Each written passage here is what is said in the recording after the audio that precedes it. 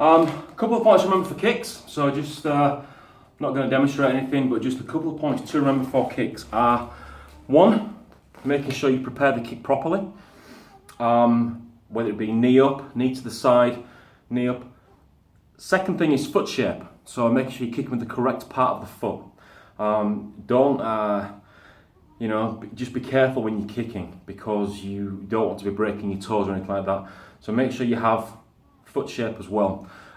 Next point is make sure the supporting leg, so whichever leg you are balancing on, there's a slight bend in it. I don't mean bend it to the point of where I am now, but there's a slight bend in the leg just to help you balance.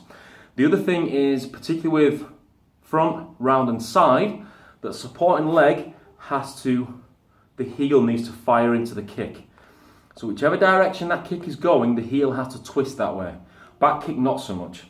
Guard in position as to where you're kicking, so make sure you guard, whether it be front, whether it be round, guard remains, whether it be side, back, as we discovered, is impossible, and you're also looking in that direction as well.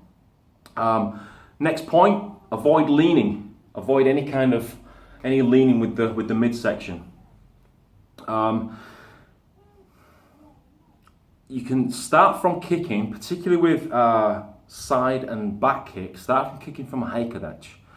Generally, your front kick and your round kick would be done from a fighting stance, just for sake of ease, really. You can kick front kick from a heisukudachi position. You can kick front kick from this position. You can even kick round kick from this position, but it's a little bit more of an advanced kind of kick. So I would start front kick and round kick from a fighting stance, back kick and side kick from heikadechi. And then you can start throwing other things in there as well.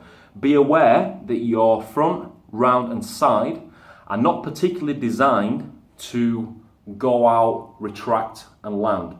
They're designed, as far as I'm concerned, to go out, come back to stage 3 and then land in the direction of where the kick is going.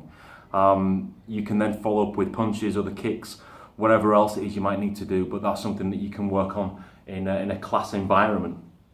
I can show you some exercise that you can do with that as well at a later date. So just remember those key points. And then finally, I think making sure that you are looking.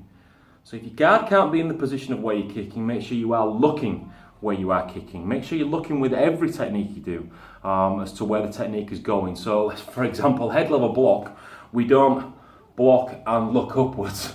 That's just silly. But we certainly are. Techniques coming forwards, so we would look where we're blocking, which is forwards. Okay. So just have that kind of stuff in mind when you are kicking. Remember, safety comes first. So by twisting, you're saving strain on the ankles. You're also saving strain on the knees and also on the hips as well. So just remember those points when kicking, and enjoy.